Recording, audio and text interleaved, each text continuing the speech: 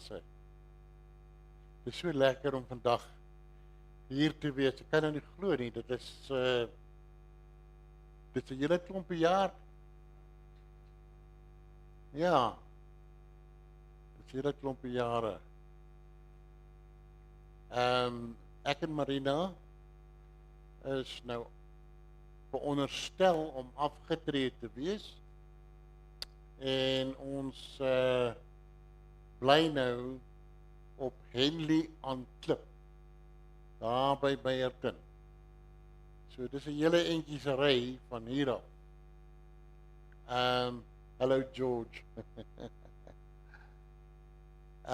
So nou ja, ons het so 'n bietjie preekafsprake hier aanvaar en in Potchefstroom. Ons spreek oor julle 'n wye gebied. So dis baie goed om hier te wees. Ek wil sê dis lekker om daarom 'n bietjie jong mense hier te sien, né? Ons kerk is regtig in 'n krisis wat dit dan betref. Dis nie my syfers nie, dit is syfers van ek het nou die man se naam vergeet. Hy is in beheer van die jeugbediening in Suid-Afrika, kan jy maar sê. En in hierdie unie veral, en hy sê minder as 1% van ons jong mense behou ons. Minder as 1%. Ek wil nou vir julle sê, as ons dit nie omdraai nie, dan staar hierdie kerk 'n dood in die oë. Nou daar's iets wat my pla, en dit is dat mense sê, se reaksie, wanneer ek vir hulle dit sê, dan sê hulle vir my, ja, maar dit is die einde van tyd, ons moet dit verwag. Ons durf nie wegkry van ons verantwoordelikheid agter die wederkoms nie. Baie van ons mense doen dit. Ek het al van ons jong mense ontmoet, dan sê hulle vir my, ons gaan nou nie studeer nie, of ons gaan nie 'n besigheid begin nie, of ons gaan nie wat ook al nie, want die Here kom. Mense, die een van ons weet wanneer die Here kom. Weer is naby, maar ons weet nie wanneer dit is nie. Ons kan nie dit doen wat ons baie keer doen en wegkruip vir ons verantwoordelikhede agter die wederkoms. Hallo Johan.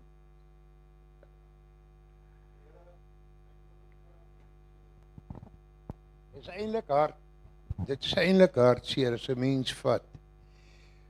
Tussen Hartbeesfontein, Klerksdorp, Okkie en Stilfontein. Kyk, ons is net 'n paar. Is eintlik die opkoms na ons huis van aanbidding is eintlik baie swak. Vandag met ons lesstudie gaan ons nou nie oor die probleem praat nie, daaroor gaan ek preek.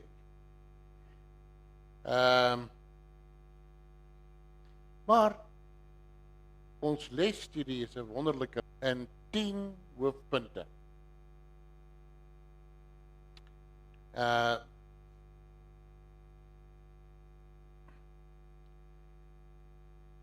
Versoening en hoop. Versoening en hoop. Ek gaan 'n woordelikse aanhaling uit die skrif Kolossense 1 vers 27. Aan hulle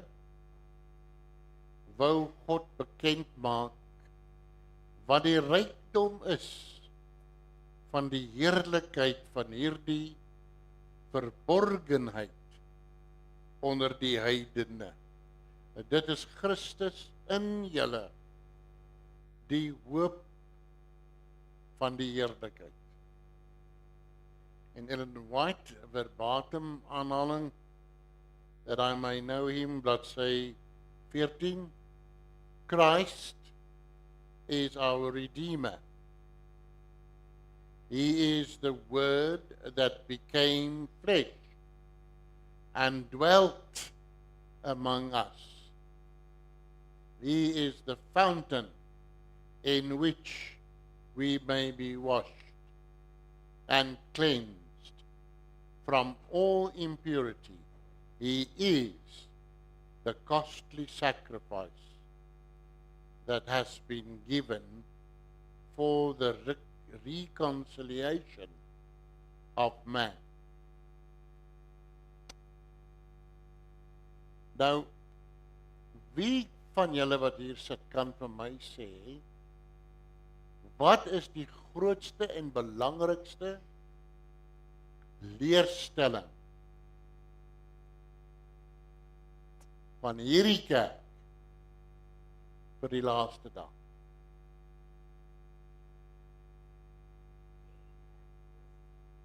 Wat beteken dit?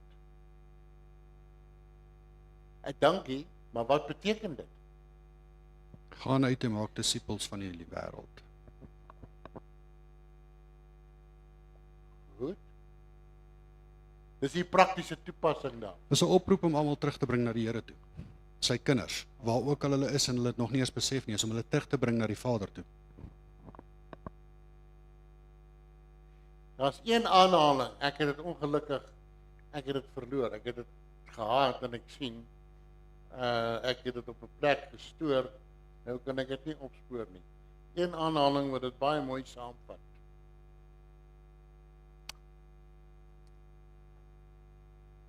Dit sê, die laaste leer wat ons moet verdedig is Jesus Christus en hom as gekruisigde. Jesus Christus en hom as gekruisigde. Alle ander leer of dogma gaan wegval. En dit is die belangrike leer. Jesus Christus en hom as gekruisigde. Nou ons is geneig om woorde te gebruik en ons weet nie wat ons daardeur bedoel nie. As ons sê Jesus Christus, wat beteken dit? Jesus Christus.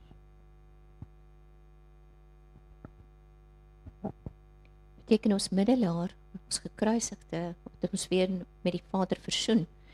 Maar in dieselfde, as jy kyk in die Johannes 1 vers 1 tot 3, is hy ook die een wat die woord wat onder ons kom woon het.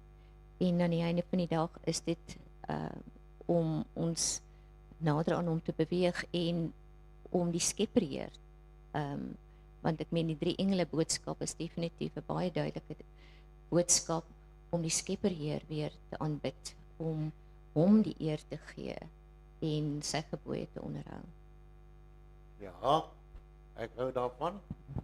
Aanbid hom wat hemel en aarde, die see en die waterfonteine gemaak het. Dankie. I see George got something.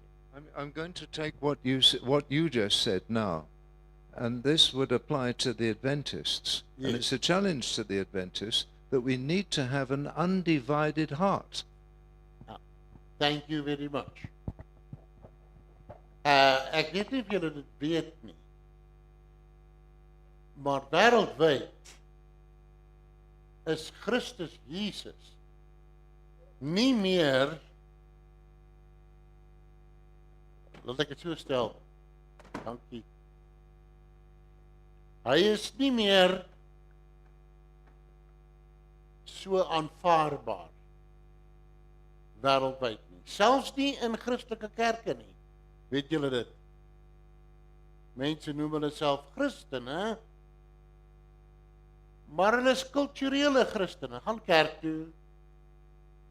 Hulle laat hulle kinders doop. Hulle gaan selfs deur hulle katekisasie of hulle Bybelstudies. Ek sluit Adventiste daarbey in. Maar hulle glo nie regtig meer nie. Hulle glo nie regtig meer nie. Yes. I answer again what you've just said, and you know very well what I'm talking about, that they have a corporate Jesus, but we need to talk about a personal Jesus. Absolutely. We talk about a personal Jesus. It is very easy, baie maklik, om jou persoonlike verhouding met Jesus te verloor. Vir enige een van ons. Ek wil hier 'n aanhaling, N.T. Wright. Ephesians is all about God's plan to unite all things in heaven and on earth through Christ and under Christ. Okay? Dit is waaroor dit gaan. Kom ons som die 3 engele boodskap op waarmee julle begin het. Ek het julle gevra wat beteken dit. Die eerste engel praat oor die ware evangelie, the true gospel. Okay? Everlasting, maar everlasting in die sin van hy staan stewig. Hy kan nie omval nie.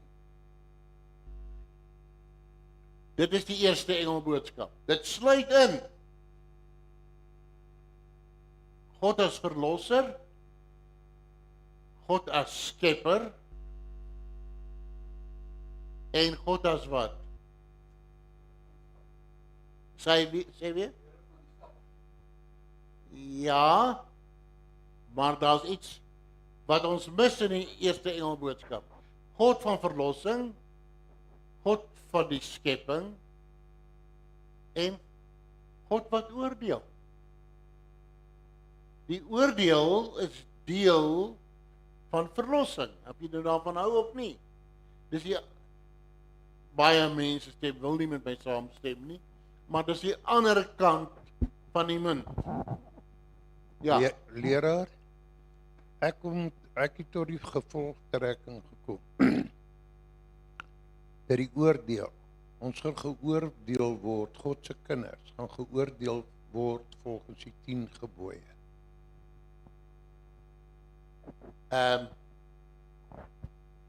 Die 10 gebooie is die standaard, nee. Maar ons word geoordeel volgens wat? Sê weer? Net 'n oomblik. As jy baie lig het in terme van, kom ons sê, ek ken baie van die Bybel en die Bybel sê jy moenie dit doen nie en ek doen dit nog steeds. Ek slaan ore toe. Dan op die einde van die dag gaan ek geoordeel word volgens die kennis wat ek het volgens die Bybel. Nou maar goed, kom ons pas dit prakties toe. Mense kyk na my en my vrou se verhouding. Hoe oordeel hulle tussen ons of dit 'n goeie of 'n slegte verhouding is? Hoe? Sê weer? Hy sê dade. Wêreldse standaard is geluk. Hoeveel geluk jy het. Is jy gelukkig? Kyk julle na mekaar? Pas julle mekaar op? Maar Dis ons hoe die dans, wêreld- dis hoe die- dans. Ja, dis hoe die wêreld daarna kyk. Okay. Hoe moet ons dan kyk?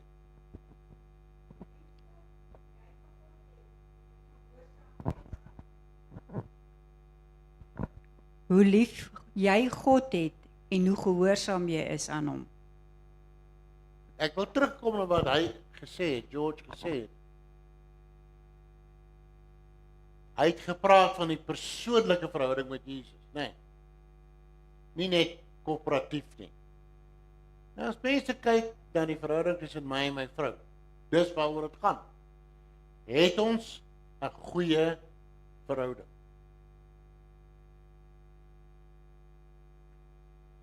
Dit gaan nie noodwendig, ek gaan nie reëls stel of uitspel om te sien hoeveel van die reëls wat daar is tussen ons word daar gehou of gebreek nie. Dit is implisiet. Dis net eenvoudig deel van die pakket, maar dit gaan oor die verhouding. Nee. Nou net so. As jy die eerste engelboodskap baie mooi bestudeer, dan kom jy agter. Dit gaan eintlik oor ons verhouding met God. En hoe weet ek dit? Aanbid hom. Aanbid hom. Wat hemel en aarde gemaak het. Hoekom? Want sy oordeel het gekom. Hoekom? Dis die ewige evangelie. Maar aanbid hom. Daar moet 'n aanbidding impliseer 'n persoonlike verhouding met Jesus. You wanted to say something? The question would be, if I said when I come to that time that I'm an Adventist, I'm born again, and I love the Lord, then the question that would come to me is, what did you do about it? Ja. Wat het jy daaromtrent gedoen?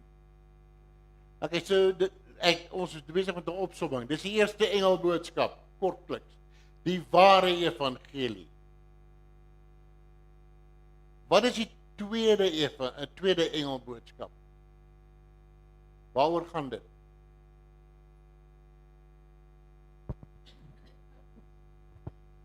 Die dode wat in die Here sterf. Die dode wat in die Here sterf. Dis interessant. As jy kyk na die woorde, hoe gaan jy dit opsom? Wat sê hy? Geval het Babylon. Okay. Wie van julle weet waarvoor staan Babylon? Die woord Babylon.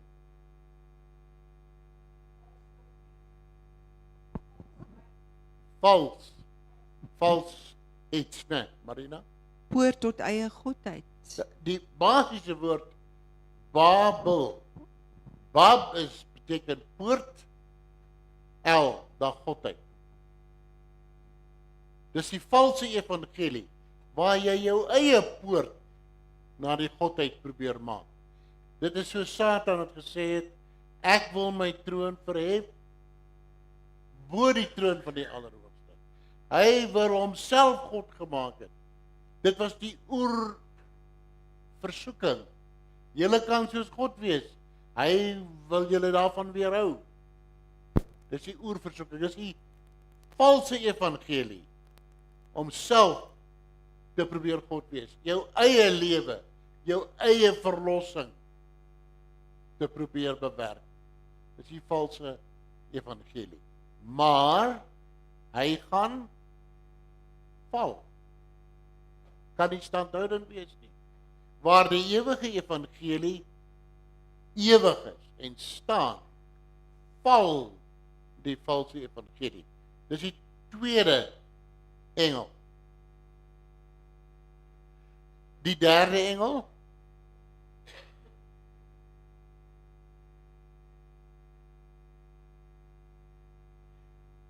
ons som hom op en ons sê, die derde engel gaan basies oor die besluit wat jy neem, of vir die ware evangelie, of vir die valse evangelie, en die kenmerke en die gevolge daarvan. Dis die derde engel. Dis die hele 3 engele boodskap opgesom in 'n kort paragraaf. Kan jy dit sien? Nou dis, as jy mooi daaroor dink, gaan dit regtig, soos ons les vandag sê, en soos jy mooi uitgelig het, George, het ons 'n persoonlike verhouding.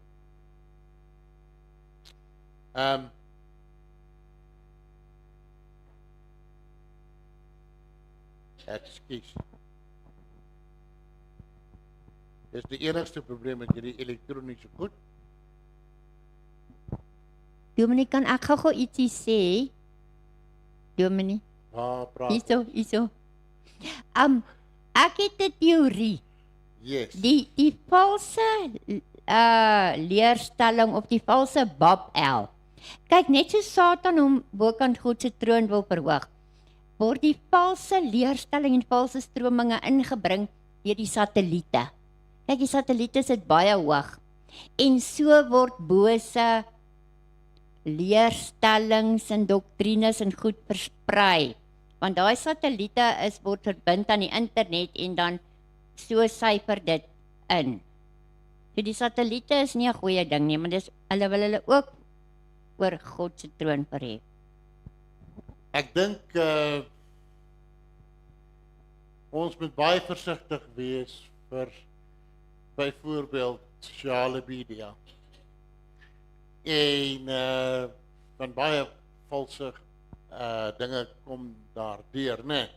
Gaan maar oor die valsheid binne in sosiale media.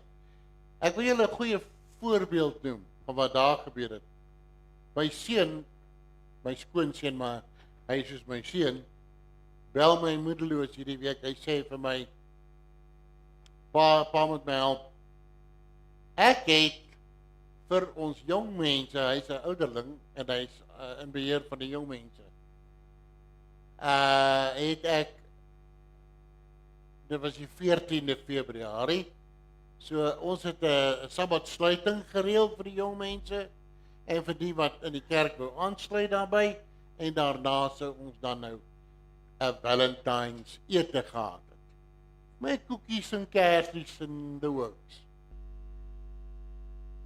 Toe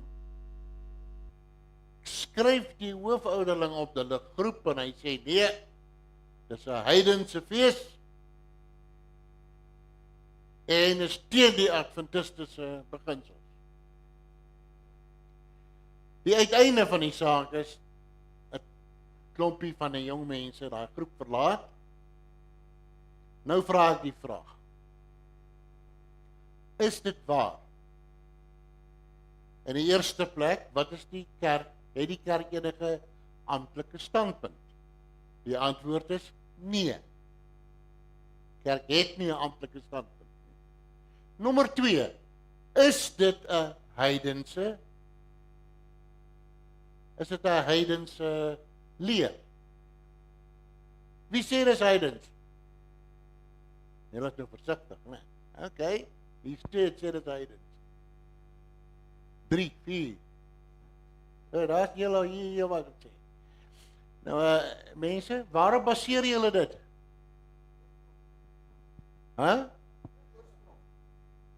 Oorsprong. Sê my, waar kry jy jou bron vandaan? Wel, as jy gaan kyk wat sê Walter White vir jou oor die Valentine en jy gaan terug na die geskiedenis toe van waar dit ontstaan het, dan dink ek jy kan 2 en 2 bymekaar sit om te sien dit is nie. Nee, ek weet nie, ek het nie Walter White gehoor hieroor nie. Maar ek het 'n bietjie by navorsing gaan doen. OK. 200, ek dink is 226 na Christus. Was daar 'n leier van die Christelike kerk in, ek dink om en by en naby aan Rome, een van daai satellietstede. Hy was die Christelike leier. Dit was gedurende die tydperk 222 tot 313 die Diocletianus vervolging van die kerk. Weet julle wie was Diocletianus? It was the worst time of persecution for the church. Dit was die ergste wat die Christelike kerk vervolg was. Okay? Nou ek het 'n punt, julle gaan nou sien. Hoekom ek nou hierdie ding met hierdie oefening wat julle deurgaan. Nou gedurende hierdie tyd het hulle op die stadspleine het hulle groot offer wat is dit tog nou? Altare, dankie. Offeraltare gebou waar hulle dan offers gebring het en die mense en veral die leiers van die dorp offers moes bring vir die keiser. Dit was basies afgodsaanbidding om dit te doen. Die leier van die spesifieke stad van die Christelike kerk, onthou daar was nog nie 'n Katolieke kerk nie. Dit kom eers hier van die 400s af. Die leier van die Christelike kerk in die stad se naam was Valentinus. Hulle tree toe vir Valentinus aan, hulle sê vir Valentinus, jy moet jou offer gaan gee. Valentinus weier. Hy sê ek sal nie 'n offer vir die keiser bring nie, want ek aanbid Christus. Hulle het hom gemartel, toe gee hulle hom weer 'n keuse, toe bring hulle hom tot in die plein voor al die mense en sê vir hom, nou moet jy jou offer bring aan die keiser. Valentinus weier weer. En terwyl hy daar staan, sê hy, ek sal dit nie doen nie, want Jesus Christus is my Here, nie die keiser nie.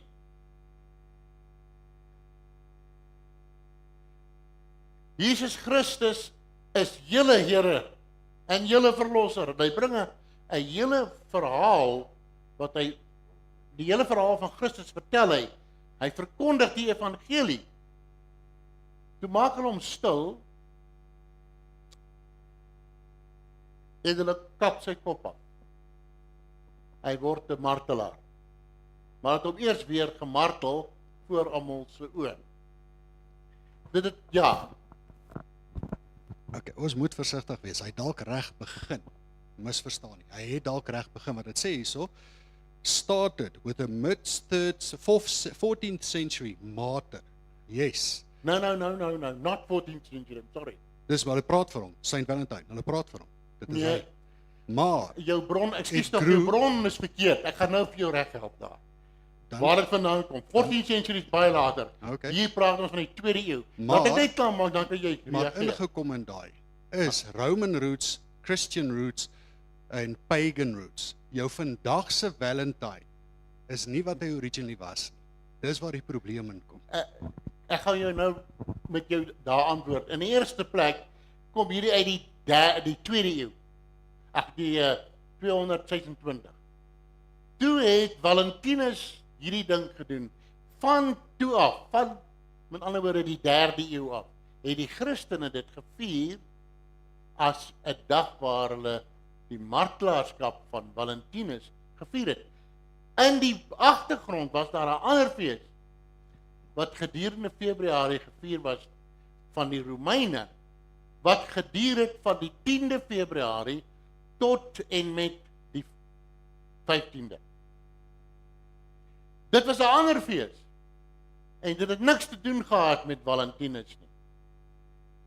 Nou daar was 'n vermenging onder sekere groepe hiervan, soveel so dat in die 5de eeu het die paus van daai spesifieke eeu en daai ek het nou sy naam vergeet, het toe 'n verklaring gemaak, ons as kerk kan nie die fees van Rome, dit was genoem die fees van Februarius en het ook 'n ander naam gehad.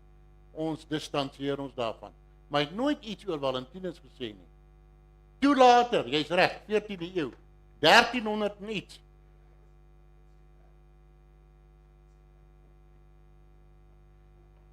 Ja, in elk geval, toe die Ja. Toe van die 13de eeu af het 'n man met die naam van Chaucer, julle weet almal wie's Chaucer. Ja, hy's 'n Engelse skrywer voor Willem Wikkelsmith. Hy maak dit toe. Hy vat die verhaal van Valentinus en hy sê dis die basis van ons liefde. Julle kan maar Chaucer gaan lees. Hy bring toe die rosies en die dinge daarby in. Eers in die 13de eeu. Maar selfs daar word daar glad nie verwys na enige heidense fees nie. Met ander woorde, die heidense idee kom omdat mense die fees van Februarius wat deur die Rome gevier was en Valentinus wat gemartel was op die 14de niks uitgewaai gehad met die Romeinse fees nie, die mekaar raak. Ek het met Walter gepraat hieroor, net so terloops. Met ander woorde, dis nie regtig, daar's geen heidense wortels nie. Maar hier is die beginsel. Maak seker van jou feite. En hou in gedagte dat jy werk met, ek het nou vir julle gesê, ons behou maar 1% van ons van ons jong mense. Nou is daar 'n klomp jong mense wat weggejaag is van die kerk omdat iemand 'n sterk gevoel gehad het oor 'n saak. Hulle wil maar net by mekaar kom nadat die Sabbat gesluit was en 'n bietjie tyd deurbring as jong mense by mekaar. Yes. Hier's ek weet nou nie die eerste, kom ons gee haar die kans, dan gee ek jou die kans. Ja, ekskuus tog. Ja, laat sê. Okay. Ekskuus, ek het jou nie gesien nie. As ons kyk na die leesstudie, dan weet ek nie waar kom Valentines ding goeders in nie, want ek dink regtig waar die bespreking moet eerder na die tyd gedoen word. Maar my ma het 'n spreekwoord gehad. Sy het gesê: bewaar jou van die skyn van die kwaad sowel as van die kwaad self, want jy weet nooit wie vir jou kyk en aan die einde van die dag wie jy tot struikeling bring nie. So as die jong mense so 'n wonderlike Kerslig ete wil hou, hoekom doen hulle dit nie op 'n ander dag nie?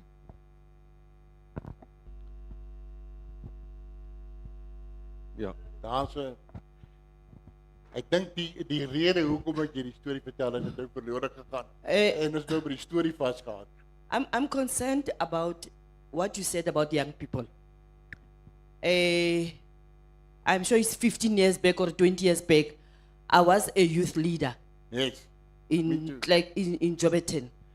Yeah. And it was that Valentine. And I took all the young people. We had our Valentine in church. And there was that thing that it's hidden. But all those children who were there during Valentine, they are still in church and they are leaders and they are responsible. Sometimes we are too strict for the young people. If I didn't do that evening, some were supposed to have gone out doing Valentine outside the church, but I did it in the church with the young people. After that, I made sure that every child go back safe home. Sometimes there are things that are not that sin, but we must be careful how we handle our young people, because sometimes but if we don't do that for them, they'll go out and get them out. But I want to assure you, all those children, I have their photos. They are still in the church, leaders responsible even today. So sometimes just a small thing cannot just kill anybody. Yes. Thank you. Ekskuus tog, ek het jou gemis, maar ek het jou nie gesien nie. Als reg. Nee, ek wil net sê my persoonlike opinie is daar's dit nie tot eer en verheerliking van God is nie, bly ek maar weg daarvan. Dan net om terug te kom na die les toe. Ek het gehoor daar's gesê ons moet 'n persoonlike verhouding met God hê. En dit is waarom of waaroor alles draai. Yes. My vraag is, jy weet, is soos byvoorbeeld op die Sabbat. Iemand sal vir jou vra, wat kan jy doen op 'n Sabbat? Dan sal 'n ander nou vir jou sê, maar die Sabbat is gemaak vir die mens, nie die mens vir die Sabbat, byvoorbeeld. Of Ja. dis daar om goed te doen. Nou ek kan gaan en ek kan 10 Mercedes Benze gaan koop vir 'n persoon. Doen ek goed, gaan dit my in die hemel bring. So ons moet baie versigtig wees en ek weet, dis die voorbeeld wat ek gebruik. Ons moenie kompromis aangaan nie. As dit kom by God se woord, sny ons hom reguit. Johannes 17:17 sê, heilig hulle in u woord is die waarheid. En dan 2 Korintiërs, dink is 11 vers 4, wat sê, as hulle kom en 'n ander Jesus verkondig, wat is daai Jesus? Kan ek 'n persoonlike verhouding hê? Hier's my vraag. Sonder dat ek God se gebooie hou. Kan ek 'n persoonlike verhouding met Nee, God hê? kan nie. Kan nie. Want die 3 engele boodskap sê dit is die kruks. Die vorige les wat ons gedoen het sê ons is beelddraers van God. Is 'n baie belangrike benaming daai. Ons moet presies onthou wat hierdie woord vir ons sê. Ons is beelddraers. As ons hier uitgaan, as ons in die kerk is, as ons in ons werksplek is, ons is beelddraers van God. En wat sê Jesus? Ek het gekom om die gebooie van my Vader te hou. So, hoe kan ons 'n ander voorbeeld as dit uitdra? Hoe gaan ons sonde ken sonder die wet? Die wet kan my nie red nie, ek stem 110% daarmee. Maar die Here sê vir ons, as jy my liefhet, Johannes 14:15, onderhou my gebooie. Hoe kan die wêreld buite sê, jy weet, julle as SDA kerk, julle is wetties, julle het nie liefde nie. Hulle verstaan nie die woord liefde nie. Ja, verstaan nie die 3 engele woord. Ja, dis juist as jy die gebooie hou, dis liefde tot God. Daar openbaar die woorde dit vir jou. En hy gaan verder en hy sê daar, as jy die gebooie hou, sal ek die Vader bid, en hy sal vir julle 'n ander trooster gee. Hier's 'n voorwaarde. Nie enigiemand ontvang die Heilige Gees.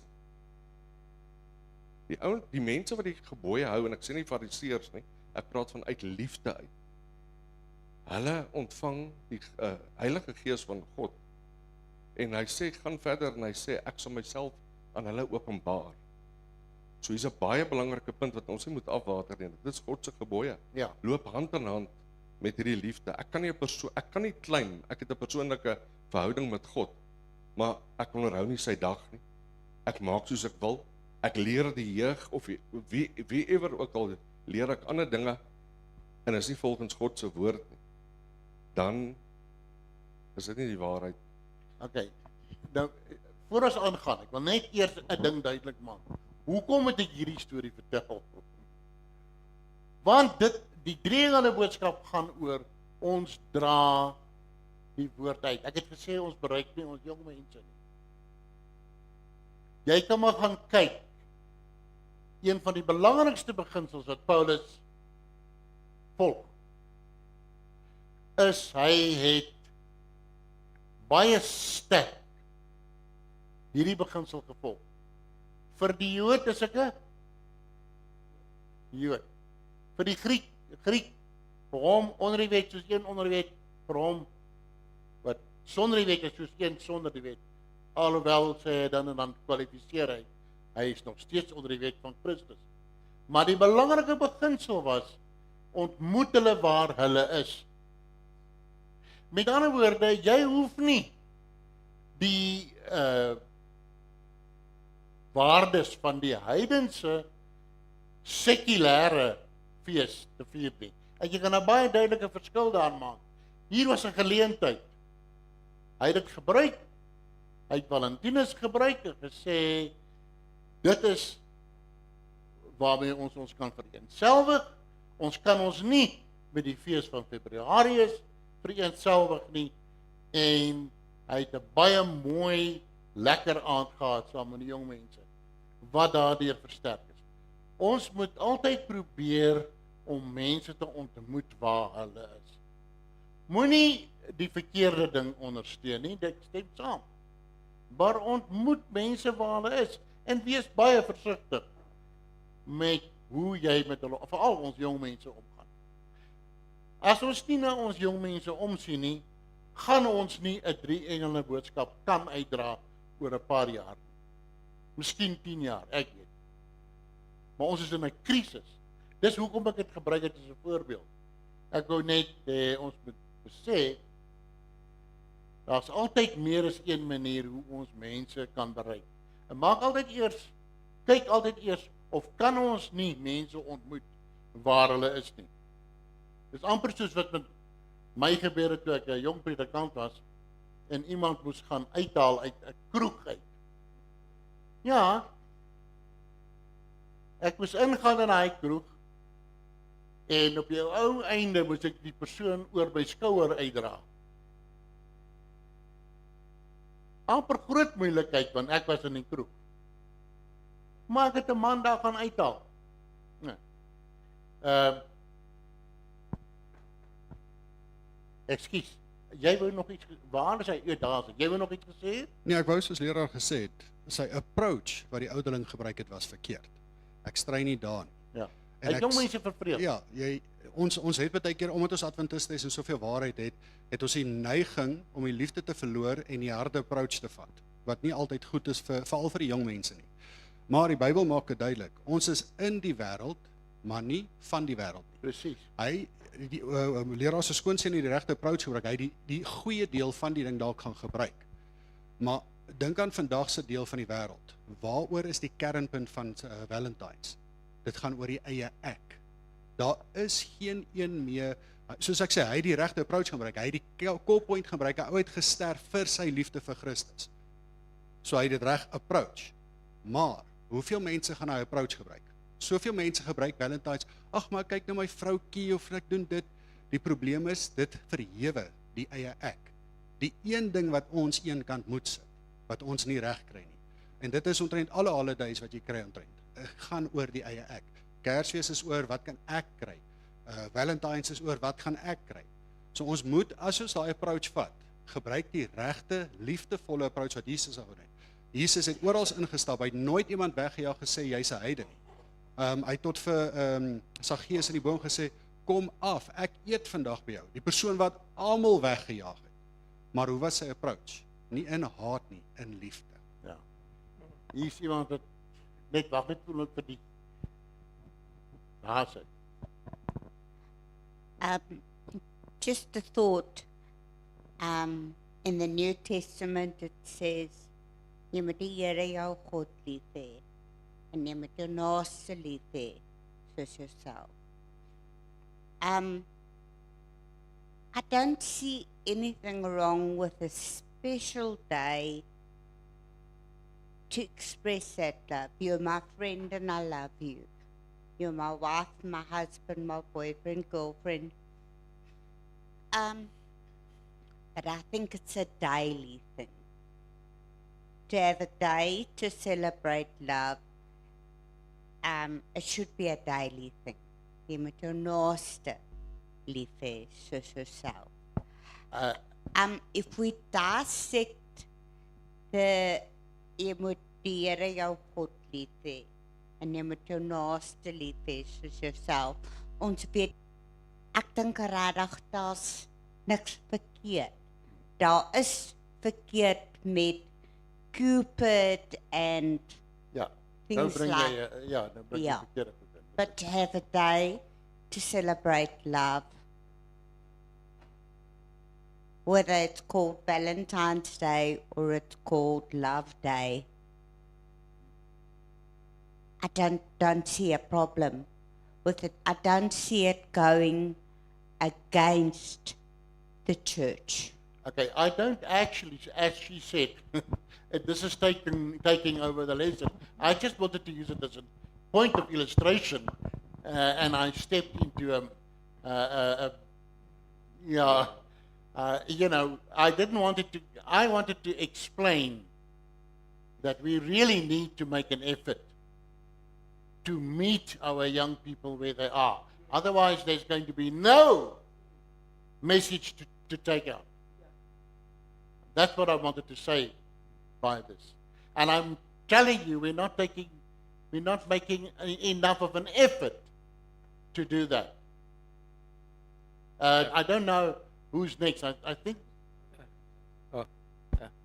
Yeah, what I think is that Adventist as a church is being challenged, but it's not Adventist as a church.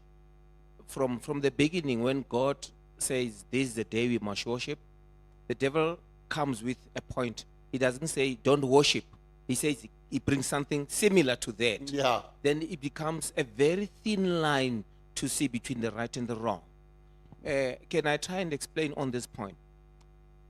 We are having a very big challenge in us, in a sense that my kids, my grandchildren have a problem of understanding when I'm saying to them, I'm the father of your father. And they say, yeah, man, is jy ons passe pa? Dan sê, ja, ek is julle passe pa. Dan sê hulle vir my, was jou pa? Then I had to take them to the graveyard and show them my father's tombstone and say, the man who gave birth to me is this one. Now, when we put tombstones from the Adventist structure, we are just preserving genealogy so that we must teach the kids. But the other people, when they put tombstones, their grandfather and all these others came to them and say, man, a great coat, sit for me, die tombstone. So it becomes the point that when we do tombstones as Adventists, we are saying our father, my Oma and all this are getting cold. They are setting this thing. So it becomes a very thin line to be able to demarcate. It becomes a challenge in the whole church, in the whole structure of the church, that we are doing what these people are doing. But in my mind, I know very well my father is asleep. He's not getting cold. If he did not get cold when he was in the mortuary, he can't get cold when he's in the grave. The mortuary is more what cold. you're telling me is use it as a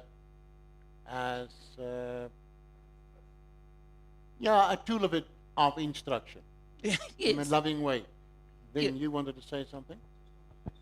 Very quickly. And the bottom line is, as Adventists, we're supposed to be giving the truth out to the unsaved. That's Yes. the bottom line. That's Yeah. exactly what we're supposed to be doing. But I'm going to quote Rumi for you. You know who Rumi is very, very well. And he said, between right and wrong, there's a garden. Between right and wrong, there's a garden. I will meet you there. And this is what we have to do, because we've got to go out to the unsaved. Between right and wrong, there's a garden. I will meet you there. Somehow I've got to meet that person that's unsaved. I've got to chat to him. I've got to get him into the house of the Lord. Yeah. If we don't do that, we're not doing our job. Yeah. Thank you. Now we're going into the point number 7, and I think that should be the last one. Godse oikonomia. Oikonomia. Weet julle wat is oikonomia?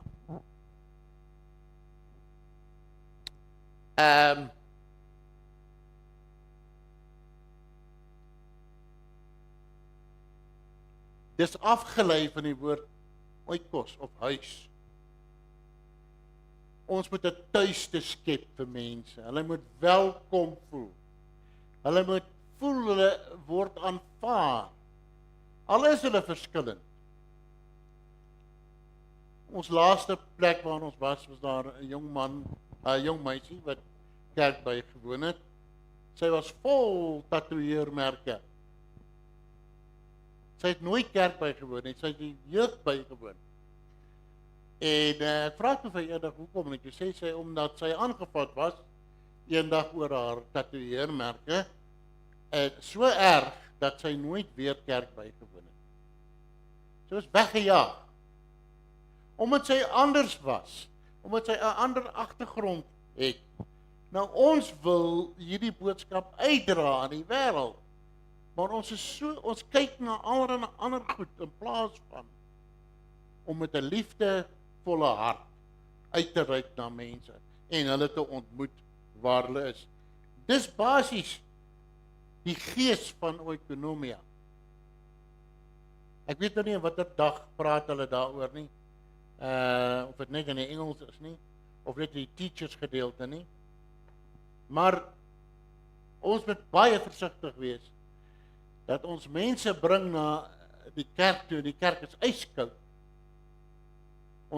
ons kyk na al die dinge wat verkeerd is en ons bereik hulle nie. Ons bereik nie hierdie mense nie. Dis deel van die versoening van die Here Jesus Christus.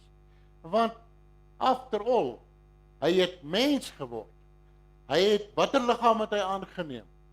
Die ongevalle verheerlikte liggaam of het hy ons gevalle liggaam aangeneem? Die gevalle liggaam. Hy het ook honger geword. Hy het ook moeg geword. Hy het ook gesterf. Hy het ons ontmoet waar ons is. Dis die kern van die evangelie, boodskap uitdra, is om, soos Jesus ons ontmoet het waar ons is, so moet ons mense ontmoet waar hulle is. Waarom ek dit ingebring het hier is, ons praat baie keer oor die teorie van die 3 engele boodskap, oor die teorie van die versoening wat die Here vir ons bewerk het. Maar ons pas dit nie prakties toe, wanneer ons uitreik na mense nie. Ons is kliphard en ijskoud, en ons vervreem mense, baie versigtig wees. Waar ons nou is daar mense wat kerk bywoon, klomp van hulle, is mans van vrouens, hulle is nie adventiste nie, maar hulle woon die kerk by. Hulle voel, hulle word aanvaar, hulle voel 'n warm tuiste, hierdie gevoel van oikonomia. En nou gaan ek met sommige van hulle begin met Bybelstudies. Ek het al klaar met hulle gepraat. Marina, jy weet nog nie daarvan nie. Ek wil met hulle begin met Bybelstudies. En uiteindelik gaan ons daai mense doop. En hulle gaan mense word wat deel is van die gemeente. Die belangrike ding is, hulle was aanvaar, soos hulle is van die begin af. Baie belangrik. Ek dink ons kan daarmee afsluit. Dit is vir my 'n baie belangrike punt waarby ek wou kom. Nie net die teorie. Jy kan praat oor die liefde van Christus en sy versoening en wat ook al, maar as jy dit nie vir jou persoonlik maak nie, en as jy nie dit toepas om ander mense te bereik nie, en hulle ontmoet waar hulle is, soos Christus met ons gedoen het nie, dan het ons nie 'n boodskap. Enige iemand wat iets wil sê voor ons afsluit?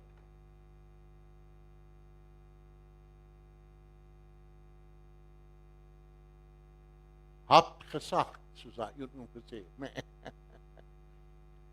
Reg, kom ons maak ons oë toe. Dankie Here vir die genade en die liefde. Gaan asseblief met ons in die nadiens en help ons om U te ontmoet persoonlik en om mense uit te reik na mense buite en om ons met U gees en U liefde. Help ons om werklik mense met U liefde te ontmoet waar hulle is en hulle te bring na hierdie gemeente, hierdie kerk. Ons vra dit in Jesus naam. Amen.